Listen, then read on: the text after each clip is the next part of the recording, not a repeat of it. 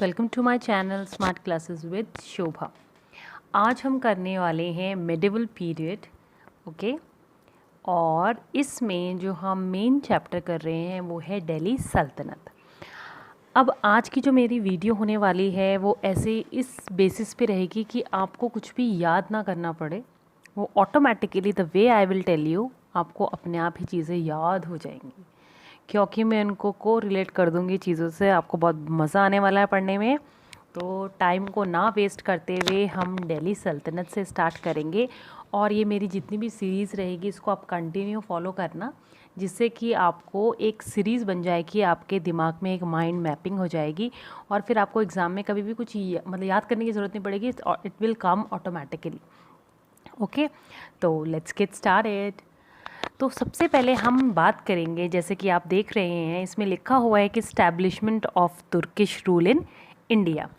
अब हम बात वहाँ से करेंगे। हमारा जो प्रीवियसली हमने जितना पढ़ चुका है वो ये था कि जो मोहम्मद गौरी था वो इन्वेजन करता है इंडिया में, और आके पृथ्वीराज चौहान के साथ उसकी लड़ाई होती है, जो कि होती है फर्स्ट बैटल ऑफ तराइन। उसमें क्या होता है, पृथ्वीराज चौहान जी पीड़ देते हैं उसको और वो हार जाते हैं। मतलब फर्स्ट जो बैटल थी वो तराइन की, उसमें पृथ्वीराज चौहान मोहम्मद गौरी को मार देते हैं। उस समय उनका पहले एक जो अफ़गानिस्तान में गजनी जगह है वहाँ पे ये एक पैटर्न था कि वहाँ पे स्लेव होते थे। मतलब कोई भी आम इंसान अपने बच्चे को नहीं अच्छे से ट्रेन करके और राजाओं को बेच देते थे। ऐसे ही इनका एक स्लेव था मोहम्मद गौरी का। कौन था? कुतुबुद्दीन ऐबक। वो उनका बहुत ही अच्छा स्लेव था। वो स्लेव उनको, जब उसकी पहली लड़ाई हुई थी तराइन की, फर्स्ट जो बैटल हुई थी, उसमें जब पृथ्वीराज चौहान ने मोहम्मद गौरी को डिफीट किया था, उस समय उसने कुतुबुद्दीन ऐबक ने ही उसको बचाया था और वहाँ से उसको ले गया। फिर जस्ट एक साल बाद, मतलब 1191 में जो पृथ्वीराज चौहान है उन्होंने वो बैटल जीती थी, और उसके नेक्स्ट ही साल 1192 में मोहम्मद गौरी ने डिफीट कर दिया पृथ्वीराज चौहान को। यहाँ से हमारी स्टोरी स्टार्ट होगी दिल्ली सल्तनत की। आपको ये पूरी जो दिल्ली सल्तनत है एक स्टोरी के बेस पे ही सुनने को मिलेगी। आपको कुछ याद करने की ज़रूरत ही नहीं है। जैसे स्टोरी में हमें एक बारी मूवीज़ देख लेते हैं, हमको याद रहती है, वैसी ही हमारी पूरी स्टोरी है। तो आप सिर्फ स्टोरी सुनिए, आपको अपने आप सारे कॉन्सेप्ट से लर्न हो जाएंगे। ओके, तो फिर तराइन का हमारा क्या होता कि सेकेंड युद्ध चल रहा था, जिसमें क्या हुआ कि जो पृथ्वीराज चौहान है वो डिफीट हो गए। और बोला जाता है कि वेरी क्यों उसी समय कई मतलब अलग अलग जगह अलग अलग हिसाब से लिखा गया है। तो इसमें 1192 में जो मोहम्मद गौरी ने डिफीट कर दिया पृथ्वीराज चौहान को, उस समय जो मोहम्मद गौरी था वो तो वापस चले गए गजनी। गजनी कौन एक जगह है? गजनी आप कैसे याद रखेंगे? गजनी मूवी देख रखी है हमने, तो आपको याद रखने की ज़रूरत नहीं है, गजनी नाम इजीली याद हो जाएगा। ये एक जगह का नाम है, ये सिटी है अफ़गानिस्तान की, तो ये भी आपको याद आ गया। वो तो अपना यहाँ लड़ाई करके युद्ध जीत के वो अपना पूरा पोर्शन किसको दे गए?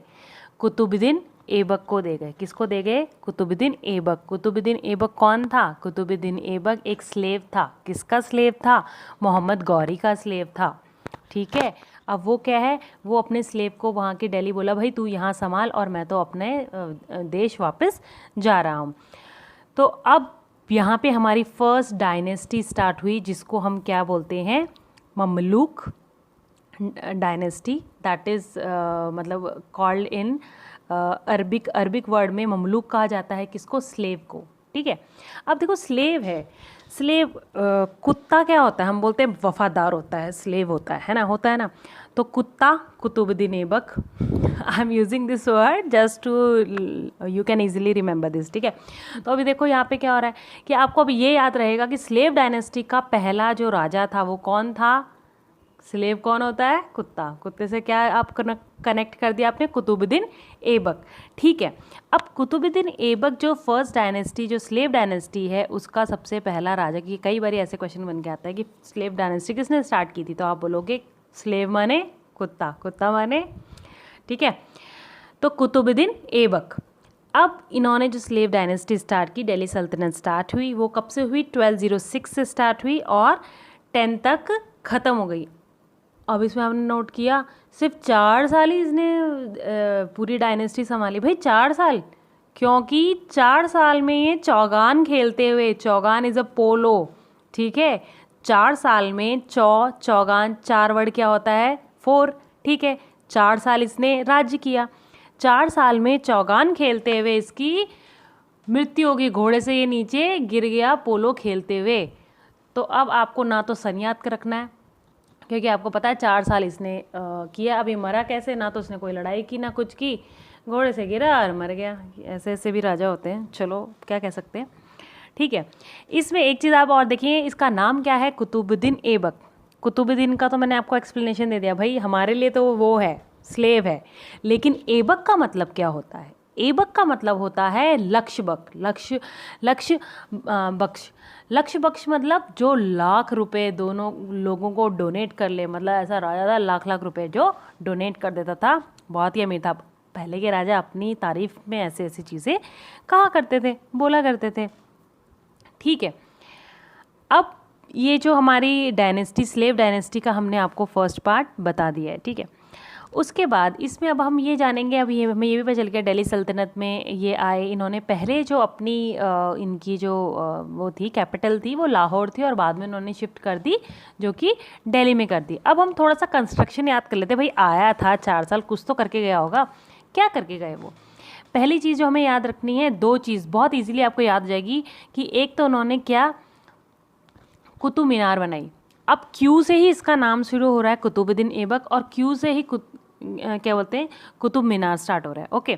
तो आपको क्यू से आप रिलेट कर लेंगे। एक तो इसने कुतुब मीनार बनाई जो अपने नाम से ही क्यू से स्टार्ट हो रही है, और एक इसने क़ुव्वाते उल इस्लाम मॉस्क्यू बनाया, ठीक है, अपना एक मॉस्क्यू बनाया। तो ये दोनों ही क्यू से स्टार्ट हो रहा है, इसलिए आपको दोनों ही याद रहेंगे। एक इसने 2.5 दिन का झोपड़ा बनाया था जो कि अजमेर में है, यूनिक है, ये आपको जनरली वैसे ही पता होगा। तो सिर्फ एक 2.5 दिन का झोपड़ा और इसने बनाया था। तो अगर इसके कंस्ट्रक्शंस के बारे में बात की जाती है तो आपको कंस्ट्रक्शन तीनों ही इजीली याद हो गए, तो इसमें और कुछ ऐसा कुछ याद करने के लिए है ही नहीं। मृत्यु कैसे ही वो आपको पता है, चौगान खेलते हुए 4 साल के अंदर ये पोलो से गिर के, घोड़े से गिर के मर गया। तो ये बहुत ही आसान तरीके से मैंने आपको कुतुबुद्दीन ऐबक के बारे में बताया है। इससे पहले एक चीज़ मैं आपको बताना भूल गई, जो कि मुझे स्टार्टिंग में ही बोलनी चाहिए थी, कि जो दिल्ली सल्तनत में जितने भी राजा आए हैं, जितनी भी डायनेस्टी आई हैं, उन डायनेस्टी के नाम हम कैसे याद करें कि पहले भाई स्लेव डायनेस्टी आए, फिर खिलजी डायनेस्टी आए, फिर तुगलक डायनेस्टी आए, फिर सैयद डायनेस्टी आए, फिर लोधी डायनेस्टी आए। अरे ये हमको कैसे पता चलेगा? इसका भी एक शॉर्ट फॉर्म है, इसको मैं बोलती हूँ स्केट्स स्लाइटली लॉन्ग। आप यहाँ पे देख सकते हैं स्केट स्लाइटली लॉन्ग। ये आप याद रखेंगे तो आप कहीं पे भी, जैसे एग्जाम्स आया दिल्ली से क्वेश्चन आ रहा है, उससे पहले आप SKT SL लिख दो। उसको स्केट भी बोल सकते हो, स्कर्ट भी बोल सकते हो, जो भी आपको अच्छा लगे, स्केट स्लाइटली लॉन्ग। इससे आपको याद हो जाएगा कौन सी डायनेस्टी पहले आई, कौन सी बाद में आई, कौन उससे बाद में आई, तो इजीली आपको लर्न हो जाएगा। अब आपको फर्स्ट डायनेस्टी का तो पता चल गया है कि 1206 से स्टार्ट हुई, 10 में ख़त्म हो गई। 4 साल ही जिए, 4 साल क्यों जिए ये मैंने बहुत अच्छे से एक्सप्लेन कर दिया है। अब ऐसे ही और वीडियोस लेके मैं आऊँगी।